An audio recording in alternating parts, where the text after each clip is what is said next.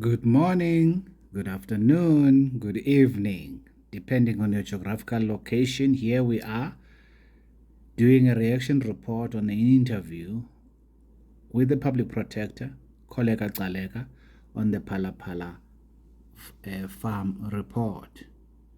Now, this report was given rise to by few complainants from Parliament, Mr. Zungula and Mr. Steenhuisen, who are members of the National Assembly, and two other members who are members of the public, Mr. Elias Muller and Simphiwe Ndlovu, who are ordinary members of the public.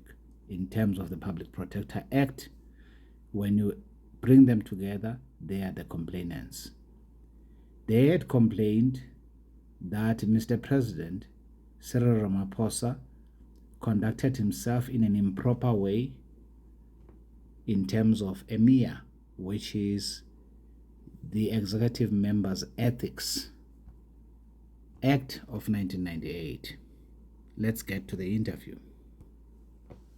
Thanks for staying with us. Now, there's been mixed reaction to the report by Advocate Koleka Gacaleka into the Palapala farm saga.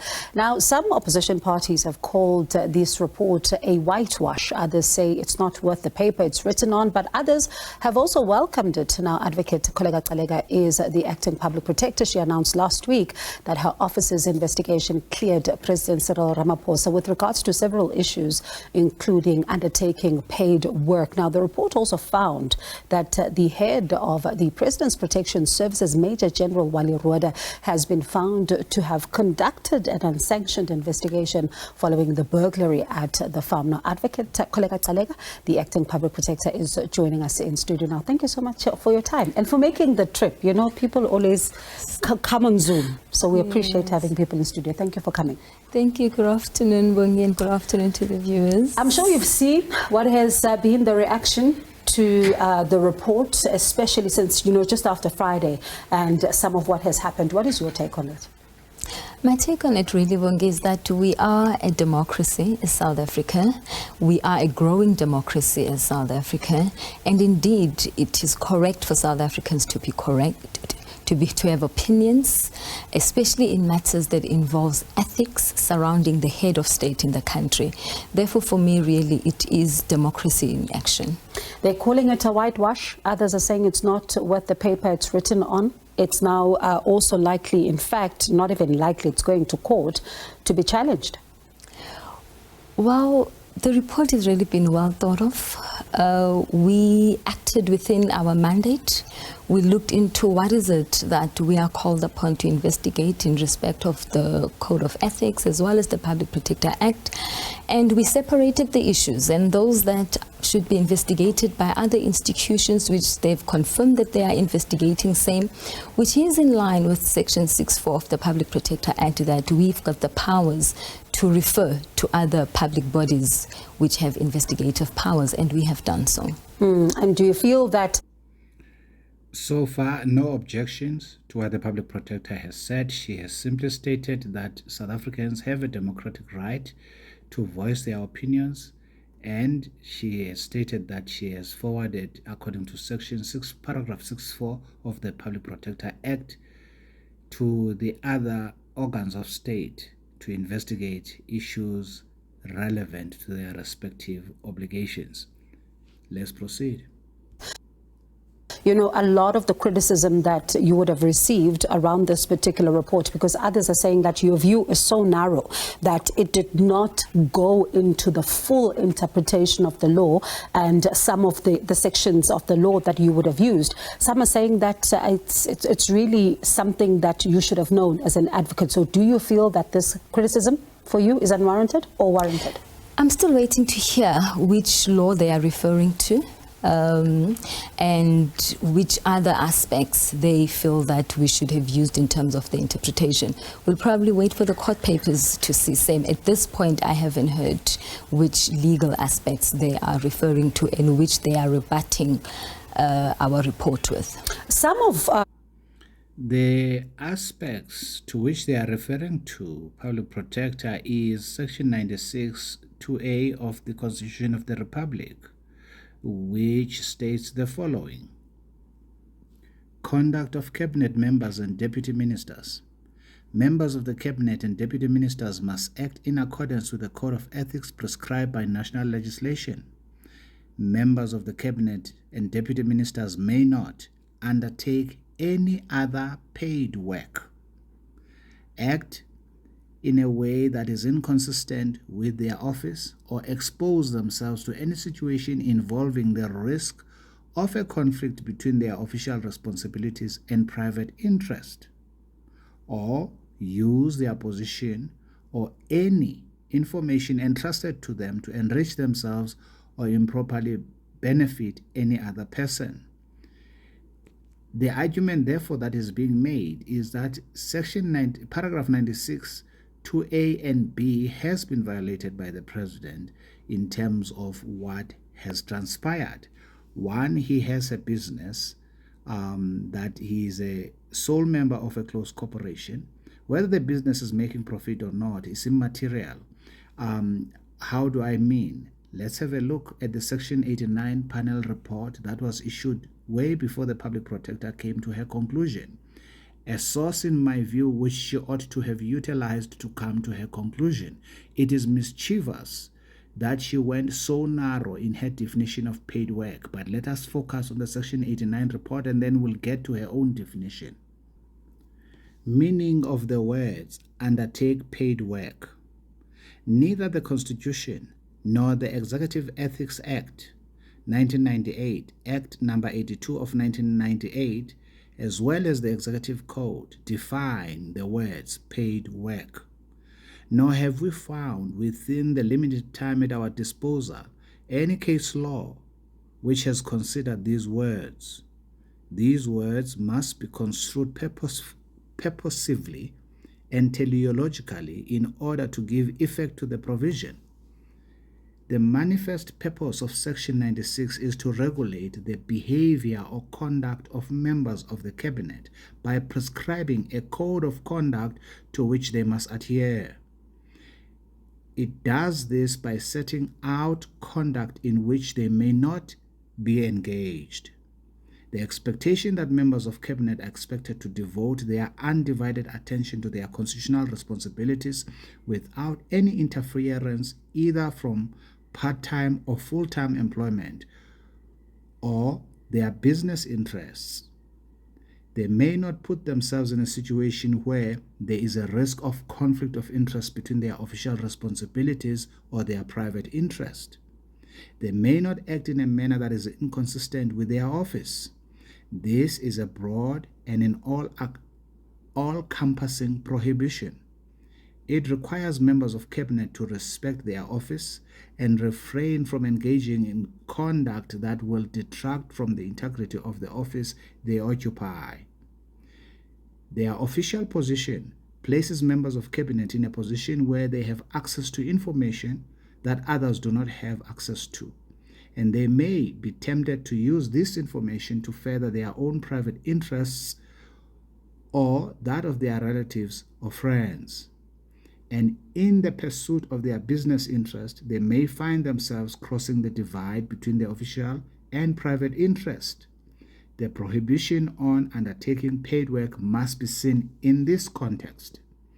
When private interests are involved, they may be put to a choice of either following the proper procedures to protect their interest or use their office to pursue their private interest. The provision of Section 962 do not make an except where a cabinet member declare his or her work.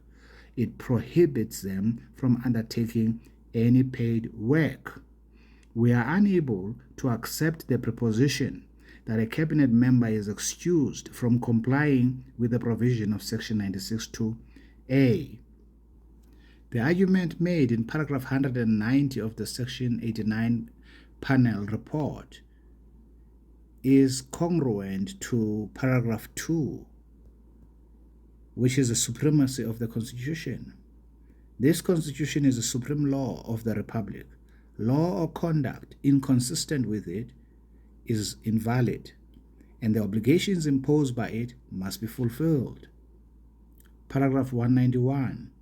In our view, the provision of Section 962(a) puts a member of cabinet to a choice You either remain in business and do not become a member of cabinet, or you become a member of cabinet and relinquish your business interest during your membership of cabinet. The common thread that runs through all the conduct that cabinet member may not engage in is to prevent abuse of power or abuse of office and interference with official responsibilities. That business interest may be declared matters not. We think that the submission by the President has adopted a narrow view of the words paid work. We think the words paid work means work for financial gain or reward, whether as employees or self-employed. Had the drafters of the Constitution intended to limit the prohibition to employment or business, they would have said so clearly. Instead, they used paid work, words of wider meaning. By the way of comparison, the directives that are applicable to the public service refers to other remunerative work. They define these words to mean any business carried out of service or services rendered for gain or personal benefit by an employee outside of his or her employment in the relevant department for which a remuneration is received. The word business is defined to include any business, trade, occupation, profession, calling, industry, or undertaking of any kind, or any activity carried out for gain or for profit by any person within the Republic or elsewhere, and includes all property derived from or used in or for the purpose of carrying on such other activity, and all rights and liabilities arising from such other activity. We see no warrant in limiting paid work to employment. In our view, those words include running a business. We think it would defeat the purpose of the provisions to permit a member of cabinet to operate business and derive profits while prohibiting another member of cabinet from earning a salary. Construed purposively, we conclude that the words paid work are neither limited to employment nor being in a business. They refer to both employment and running a business. And I agree, and I perceive that the political parties that are pursuing this matter, disagreeing with you, Public Protector, are disagreeing based on what I've just read now. So now that I've given you the reasons why they disagree with you, then let's hear the interview out. Some of, what is, of course, I'm sure you've seen it, it's around Section 96 of the Constitution. And Section 96 of the Constitution is very clear on, in fact, I'm going to borrow from it, saying that members of the Cabinet and Deputy Ministers may not undertake paid work or act in a way that is inconsistent with their office or expose themselves to any situation involving the risk of a conflict between their official responsibilities and private interests. And I wonder if you took this section into account, because I know that you used, of course, the Constitution, used the Executive Members Ethics Act. You also used, of course, the Public Protector Act. But did you take this act into consideration? Yes, definitely. It is there in the report. We have taken it into account, and we go in length to interpret what is paid work, and we go again into the Code of Ethics, which speaks of remunerative work, basically interpreting what is in the Constitution. And we analyze that, and we come to the conclusion that the President did not undertake paid work, but rather has financial interest in the close cooperation. And I do understand. This is problematic. It raises a lot of issues regarding the objectivity of the Public Protector. Now, of course, it has not been precedented in our country where a sitting Public Protector was suspended in the midst of an investigation, and that investigation was against a sitting president. That has not happened. And it brings to my mind a view that says perhaps when such eventualities materialize, it is important that whoever is a Deputy Public Protector ought to understand the risk attached to them acting in the position of a Public Protector, yet they still have a vested interest of applying for that position, because otherwise you're going to end up with a narrow interpretation of the law, as it is clear here. If the Section 89 report did not exist, the Section 89 report to which I've referred you, that I've showed you earlier on, did not exist, I would accept the narrow interpretation of the public protector when it comes to paid work. But the fact that she deliberately ignored that report that is there, a report that clearly indicated that there was no definition of, and they went ahead to define that, and this is being done by a judge and 2 advocates, if I'm not mistaken, in terms of their ranks. That for me is concerning, and it comes back to the fact that Ms Koleka Gacaleka is an acting public protector with an interest, therefore, with an interest to become a public protector. Therefore, one could argue and say she was conflicted in performing this investigation by default, by the very fact that she was an acting public protector. Remember, I'm saying this is unprecedented. It has never happened in our country that an acting public protector who has an interest of becoming a public protector played a role in an investigation of their immediate boss, which is the president, who must decide, who has a decisive role in deciding who becomes a public protector. This is unfortunate, and it's an issue that I guess the political parties in parliament need to address. Perhaps when in future a public protector is suspended, there shouldn't be anybody in that office or someone with aspirations of becoming a public protector acting, but rather a retired judge should act until such time such a matter is resolved. That way you will have an objective assessment of whatever issues are happening until whatever problem that led to the suspension of the incumbent are resolved. And we've got this clip that, I really would like you to listen to. And I'm going to borrow from some of what you say in your report as we pick it apart piece by piece to try and understand exactly how this particular conclusion was reached. And if we do have that particular soundbite of the president at the conference, the closing, in fact, of the conference in Limpopo, the ANC conference, that is, if we can listen to it. However, I would like to say that I'm a farmer. I'm in the cattle business and the game business. And through that business, which has been declared in Parliament and all over, I buy and I sell animals. Sometimes people buy these animals, and some of the people who have bought some of the animals, some of them are here. I do it, yes. I do it through, the sales are sometimes through cash or sometimes through transfers. Some of the people who are offshore customers and who are sometimes local, they come through and buy animals, and some of them come also to hunt on the farm. And so this that's being reported was a clear business transaction of selling animals. All right, firstly, let's start with your impressions on that. Well, we interact with that in our report, and we take that in line with the evidence that was before us. The president has members' interest, which translates into financial interest, into the farm. However, he does not run the operations of the farm. There are managers who manage the farm. There are farm workers who work on the farm. It is the manager, even on the day in question, who handled the transaction of sale. It was not the president. He was not present at the farm. But he was they told also about the gave sale. information that he actually goes to the farm. Really, he's not always at the farm. But he was now, told, when you look at, when I read, pardon me for coming in there. The information, He was before told us, about the sale, I and a agree lot of with what you. Mr. Ndlovu says. But allow pardon me to finish. Allow me to finish, and then you'll get there. But I just wanted to just get there before we run out of time. No, I am going to attend to that. He was told of the sale, but does that amount to a day-to-day operations of the farm? The definition says he must be involved into the day-to-day operations.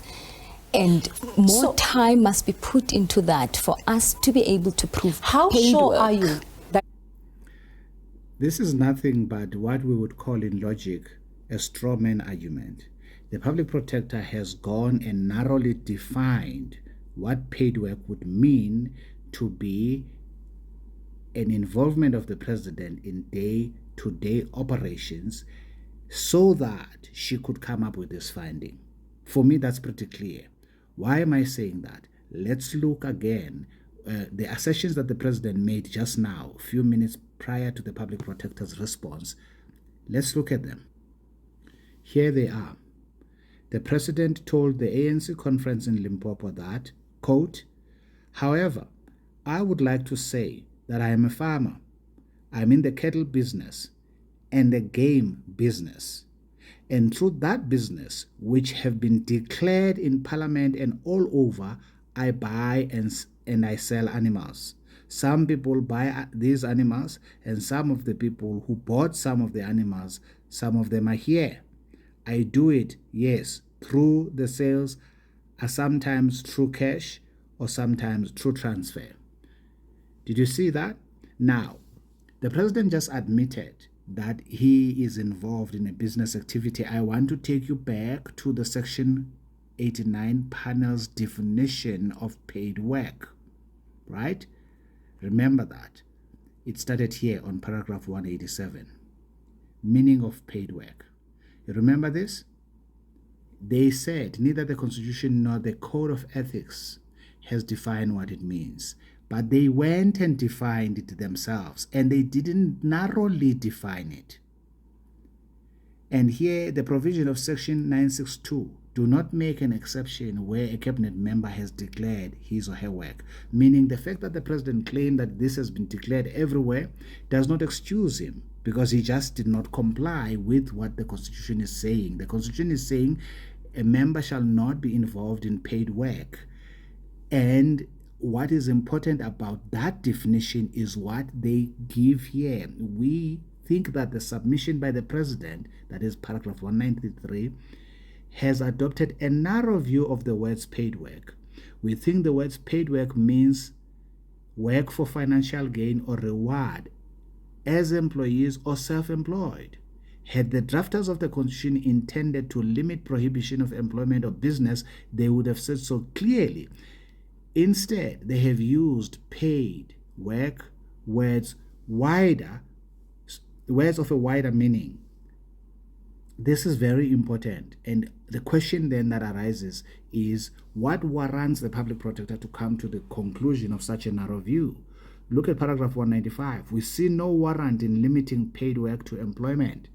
In our view, those words include running a business, which is exactly what the president was doing. We think it would defeat the purpose of the provision to permit a member of cabinet to operate a business and derive profits while prohibiting other member of a cabinet from earning a salary. Now you remember this because I've read it for you less than 10 minutes ago. Hence, it is offensive that Ms Koleka Gacaleka is making the assertions that she's making, that does it mean the president is involved in a day-to-day? That's your own definition. Why did you come up with that definition? Why did you narrow the definition like that? Because now you are leaving us with no option but to literally accuse you that you did that because you were conflicted by your vested interest of applying for that position, and therefore your objectivity was impaired. Therefore, you should have recused yourself if you have such aspirations, because this report was issued long before your report. Why did you not consider it? That does not make sense. It's not involved in the day-to-day runnings of the farm. How sure, how certain? We had to deal with interviewing witnesses and take the evidence before us. So it is not a matter of being sure, but it is a matter of relying on evidence that is before us. So your report says that you consider... The evidence before you is the assertions by the president that he is violating Section 962A. What other evidence do you want? That for me does not follow, because if the evidence that you want is an evidence deriving from your definition of paid work, then it's clear that that's a strawman argument. You had absolutely no interest of being objective on this matter. Objectivity is a state of mind, and it's pretty clear to me here that the public protector was not objective. The meaning of concepts of paid work or remunerated work is gleaned from various sources, and the overarching conditions which arise from most definitions refers to an employment relationship or a self-employed person who provides work or renders physical or mental labor for remuneration or payment in money or in kind. He says in that clip, I'm a farmer, I sell. When you sell to get money. You don't sell to not get money. So is that not a job? Is a farmer not a job? No, it is not. What is it? It is two-phrased. You can either have financial interest or you can perform it in terms of a job. He says I sell. But the information that we have before us in terms of selling is that he doesn't physically sell. And at the end of the clip, if you listen carefully, he says they go to the farm to purchase. So in this instance, if you look into this instance, which we were investigating, at the time when the sale took place, he was not at the farm. It is the manager who conducted the transaction and who further confirms that if Ndlovu is not there, Van Veilig is there to be able to interact with the buyers. So we do not have information that the president interacts with the buyers. So yes, he says he sells, but does he physically sell? Does he put his mind and physique into the runnings of that farm on a day-to-day basis? So that we... Wow. Wow, wow, wow. Where did they get this lady from? I wonder what is her background, because what she's just said now is a lot of loaded nonsense. She's getting to the specificity of the activities that should have taken place within the context of paid work, and she's denying that that is paid work based on her own definition that she has made as narrow as possible. This is unfortunate. I don't think I can continue necessarily with this video. For me, this is unfortunate. I think that there are a few things that are coming out of here that she obviously lacks objectivity. And I think that that was more or less imposed on her by the fact that she was appointed to act. Remember, she didn't appoint herself to act. The president knew that if she suspended Mkhwebane, Koleka is going to act. And the president knows what does that mean. If Koleka is acting, Koleka is now conflicted because Koleka has aspirations of becoming a public protector. This is unfortunate. But this is exactly what has happened here. So we need to find a solution, which I've already given in this video, as to what should happen if such an eventuality beseeches us in future, that we should simply have a retired judge adjudicating or playing the role of the public protector until such time. Otherwise, we're going to be having situations like this. She's not being objective here. I've read her entire report. It's just filled with a lot of mambo jumbo. It's filled with a lot of language that is simply meant to get the president off the hook. That is not good ethics. It's really not good ethics at all. I mean, who's going to come to your office to report anything that has happened when you become a public protector? Because it's clear to me that that's what one is pursuing. But even if you look just at the arguments that she's making, for example, she finds Mr. Rode guilty, but yet the president is not guilty of giving the instruction to Rode. For me, it's amazing what is coming out of the report of the public protector. And this interview, I can't get myself to stomach it. Okay, guys, that's my rant concerning that. I don't think the public protector was reasonable here. I don't think this report, as many have said already, it was worth the paper written on. But unfortunately, I had to read the report. It's 249 pages. I had other things to do. Hence, my reaction on this was a little bit longer than anticipated. But in future, I'm sure I would do better than that. But give me a shout. Tell me what you think about my reaction on this video. Am I being unreasonable to her? What do you think? Yeah, like, subscribe to the channel so that you and click the notification bell so that you may receive future reactions that I would do on my content creation. Have a lovely one. Bye now.